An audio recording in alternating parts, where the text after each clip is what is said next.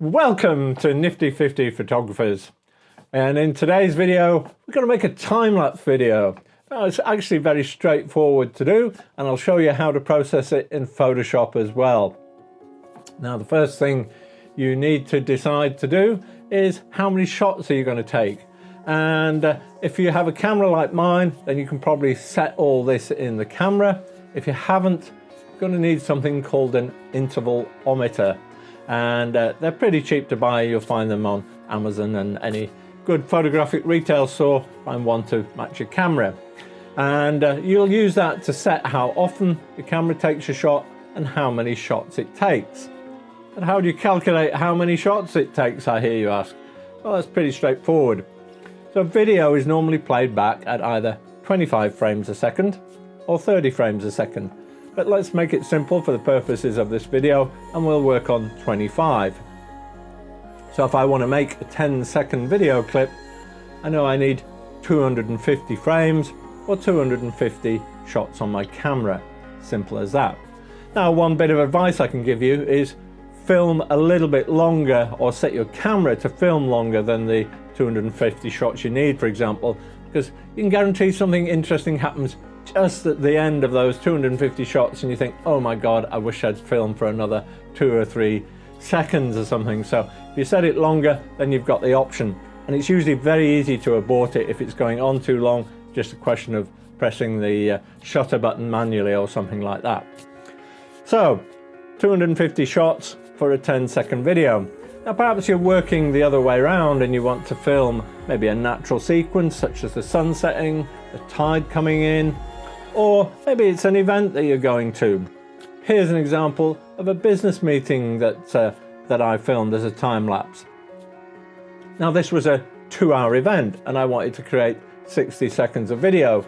How did I calculate what I needed? Well, 2 hours is 60 minutes times 60 seconds times 2 for 2 hours, which gives me 7,200 seconds. Now, I want a finished video of just 60 seconds, and at 25 frames per second, that's 60 times 25, so that's 1,500 frames. So of those 7,200 seconds, I only need 1,500 of them. So simply divide your total time, 7,200, by the number of frames you need, 1,500, that comes to 4.8. So if I take a photo every 5 seconds, then I'll get something close to my 1,500 frames. And that's how simple it is. So just work that out before you start, and then you'll be able to set your intervalometer or your camera up properly. Now, one of the things that you need to think about when you're doing that is, what will it actually look like? And if you look at this video clip of the business meeting I just mentioned, to me it seems a little bit fast. It would have been better if I'd slowed it down. Here it is at half speed. To me, that looks a bit more natural. Now, that's something you can do in post-processing if you're using video editing software. If not, it's going to be a bit of trial and error and experience, and you'll get a feel for how often you want to take a photo to get the right kind of level of speed for your finished video. Anyway, let's move on to how we set our camera up. So if you've got plenty of memory space, so a big empty memory card, 64 gig or something, then I would recommend you shoot in RAW. And the reason I'd say that is it's nice to be able to adjust all your shots before you take them into the video, so you can deal with anything like any dust spots, but you can also deal with making the photos look nice and giving them a cinematic quality to make a video look nice and polished. It's generally easier to do that in still photo editing than it is in video photo editing. So that's why I shoot in RAW. If you haven't got that option, or if your camera automatically defaults to JPEG, don't worry, you'll still get a nice finished video, and it'll save you some memory card space. But that's the other option, just to shoot in JPEG to save a little bit of space.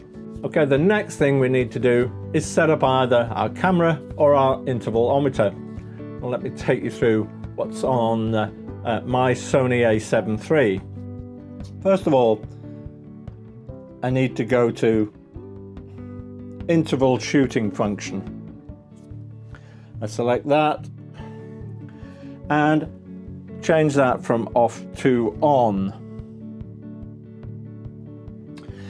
Now then, the next one I'm going to go to is the shooting start time. Now this is a delay before it takes the first shot, so it's really about eliminating camera shake, so I find 2 seconds is usually enough. Now the next setting is my shooting interval. Now today I'm going to shoot clouds, and the speed that they're moving at is really what determines that, but between 3 and 5 seconds would probably work quite well, so I'm going to set that to 5. And the number of shots I've calculated before for a 10-second clip based on 25 frames a second is 250. So I'm actually going to set that higher. Let's set that to 330 for example, so that'll go past it, but I'll probably cancel it if I'm happy at the 250. Now then, the next one below that is this thing called auto exposure tracking sensitivity. Now I like to set that to low because it makes your video look much smoother. Now what it's actually doing is it's how much the camera is going to adjust its exposure according to what's going on in the scene. So if you set it low, it'll make adjustments when there's tiny changes in exposure. If you set it to high, it'll do the opposite. So you'll see some quite dramatic changes in your lighting before the camera's adjusting it. And that has a habit of making your videos look a little bit ugly. Now there's a second menu here, which I'm going to go to. And silent shooting in interval, I would set that to on. It just reduces wear on your shutter, so we'll set that to on. Shooting interval priority we can set to off. So what this does is, if you've got a long exposure time that is longer than the interval between the 2 frames you've set up, so for example, if you were taking a photo every 5 seconds, but to get the correct exposure you needed 6 seconds, then by setting it to on, the camera would default to taking a 6-second exposure before it waits to take the next one. If you leave it to off, what it'll do is it'll stick to the interval time you've set. So every 5 seconds it'll take a shot, so they'd end up underexposed. But today I've got a bright sunny day, so I don't need to worry about it. I can leave that to off. So let's head out, go and get some shots. I've found a scene to film. Let me show you. So I've got my camera set up.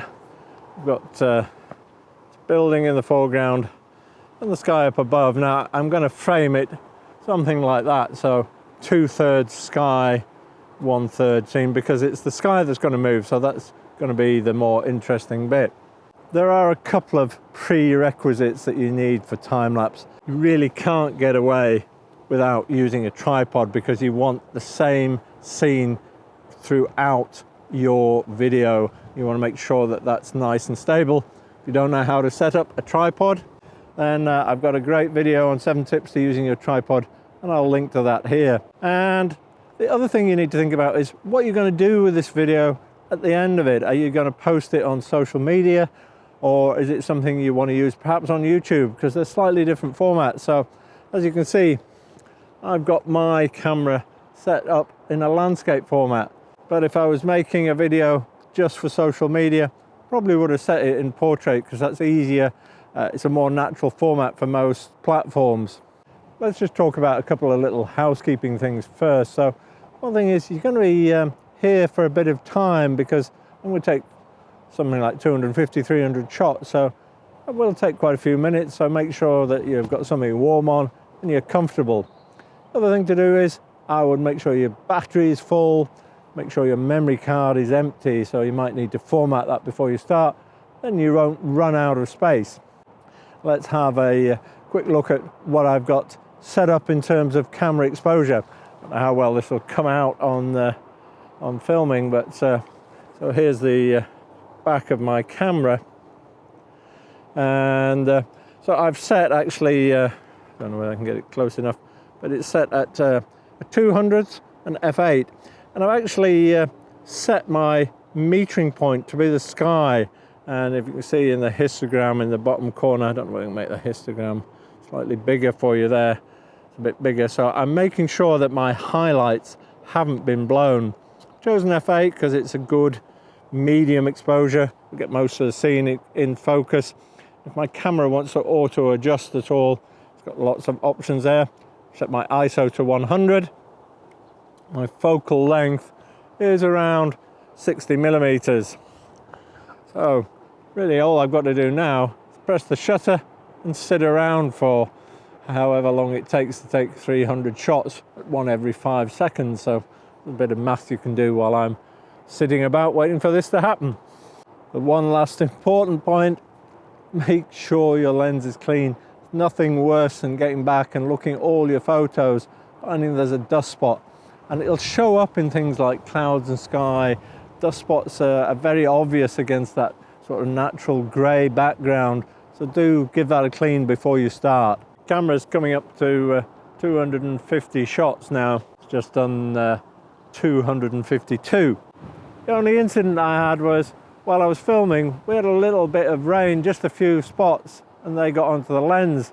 So I just cleaned them off with a microfiber cloth during the process. Now I didn't stop the camera taking its shots because I'm only going to lose like 3 or 4 frames that I've cleaned. Losing 3 or 4 frames out of 250 odd isn't going to make any difference to the final video. So don't worry about little incidents like that, just let it film. So to stop my camera, I'm just going to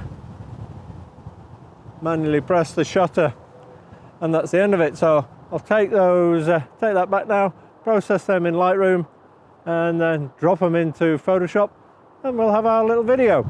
So I'm back in my home office now, and I've uploaded all my photos to Lightroom, and I have a total of 267. Now if I scroll down through here, you'll see how the scenes changes, and I'm just going to do some very basic editing. And oh, now there's a couple where let me just show you this full screen size. Now there's a couple of shots where I clean the lens because of the rain coming in, and straight away I can just select those and delete them. There's no point in using them in the finished video. So we just press X on the keyboard, and that gets rid of those. And just check through if there isn't anything else. Okay, the rest of it looks okay. So I'll get rid of my rejected photos, delete them, and do some basic editing. So I'm going to edit the first photo, and then I'm just going to synchronize across the lot because cameras adjust the exposure as they go through. If we look at this first photo, that's at a 200th of a second and f8. Now as the filming went on, it got a little bit brighter, and towards the end, yeah, it's at a 400th of a second and f8. So the cameras automatically adjust the exposure, so it should be pretty consistent. And if you look at the histograms, you can see that they stay pretty much in the same place. So let me just get into the develop module, and we'll have a look at that. So first things I'm going to do is I'm going to do some sharpening. I'm going to take that up to 90 thereabouts. Radius, I can take that down. Detail, put that in the middle. Masking, I'm going to press my Option key and give the Alt key on Windows, take that to around 50. And I'm going to set the upright to auto. Oh no, I'm not. Leave that off. It's made a mess of that, so we'll leave that as it is. In fact, it looks reasonable. The horizon looks level, which is what I'm aiming for. I might just do a tiny little vignette on it, just -7, just darken around the edges. Now I'm going to just look at my whites and blacks, so I'm pressing my Option key again. Take the whites up till they just get some marks on the screen. Take the blacks down a bit so I get about 5 or 10% black. And absolutely, now the one thing I am going to alter is the white balance, and in all honesty I probably should have set this manually so it doesn't change through the sequence. So it was a cloudy day, so let's see how cloudy looks. Let's warmed it up a little bit. Would shade look better? No, I think I prefer cloudy. We'll try daylight. No, definitely cloudy is the one I prefer because it's nice and it's warmed the scene up. I'm going to make it a little bit more colourful, so I'm going to boost the vibrance, just do about +15, and boost the saturation just by 7 or 8. And with that, it's looking reasonably natural. I'm reasonably happy with it. One other thing I might have done is actually change the colour profile. I'm going to choose this option. I'm just going to have a look at some of the other options and see if one makes a nice style. So I'm going to choose Artistic 5 because I like the way that looks. And now, having done that, I'm going to close that. There's one other thing I should have done first, and let me just do that. I need to crop this to be 16 by 9 so it's the right shape, because this is going into the YouTube video, so it wants a 16 by 9 format. So let's just deal with the cropping and take that to 16 by 9, and I'm going to just bring the horizon. So the horizon, I want about 1/3 of the way into the scene, because the thing that's interesting here is the sky changing. So once I've done that, okay, and now there's one other thing I need to do, and that's look for any dust spots. So I've gone on to the healing brush tool and I've clicked visualize spots, and that should show you, and you can alter this slider here and it'll bring up any spots. And there isn't really anything leaping out at me. I did clean my sensor and my lens before I set off, so it looks like I've done a good job with that, so I'm quite happy that there's nothing going to spoil the finished video with a horrible dust spot. And now, having done that, I'm going to close that and select all my photos, which I can do by pressing Command and A. And now I'm just going to press the sync button, and I'm going to choose absolutely check all, because I want them all to be exactly the same, and I'll synchronize those. So now I've got all my photos. So now what I want to do is export them as a JPEG, and I can take them into Photoshop or take them into my video editing software. So let's export all those. Now I have a preset set up for video, so I'm going to select that, and all that does is actually set the size to be the right pixel size for a 16 by 9 ratio. So in this case, the long edge would be 3840 pixels, and we'll export all those. I'm going to stick them all. Now this is an important point. Best to stick them all in one folder where there's nothing else. So create yourself a new folder and dump them all into there. So now I've created that folder. I'm going to export them all into there, so there'll be 265 photos in there.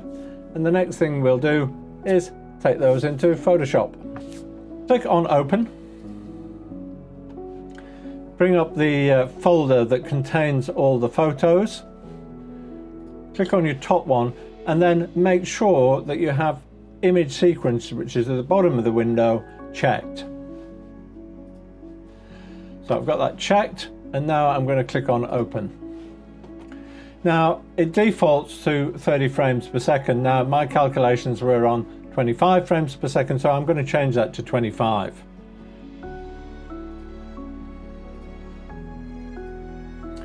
And it's come up with an error message saying that this sequence has gaps. Now that's because, if you remember, I had a couple of shots which just showed my cleaning cloth, and I didn't want them in, so that's where the gaps are coming from. So I'm not actually worried about that, so I can ignore that message and just press continue.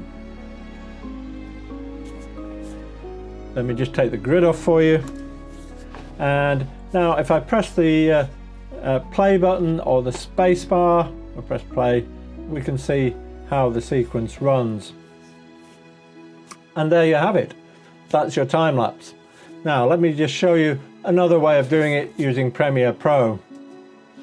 So I've opened up Premiere Pro. I'm going to start a new project, and so we'll give it a name, time-lapse Sedgwick. That's where I live, and that's where it was filmed. Now, one of the things you're going to need to do is make sure when it reads in this media that any still images are only on the screen for 20, based on the 25 frames a second. So that's 1/25 of a second. So you do that in your preferences, and if you go to your timeline option, it says still image default duration, and that should be 0.04. Now normally it'll default to a few seconds, so change that to 0.04, and that'll give you your 25 frames a second.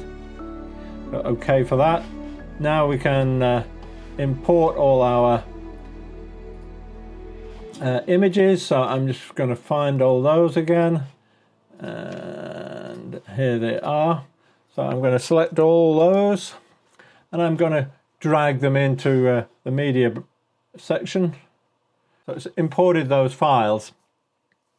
Now while they're still selected, you can just drag them onto your timeline, and if I press play or spacebar, you'll see that has now created our video.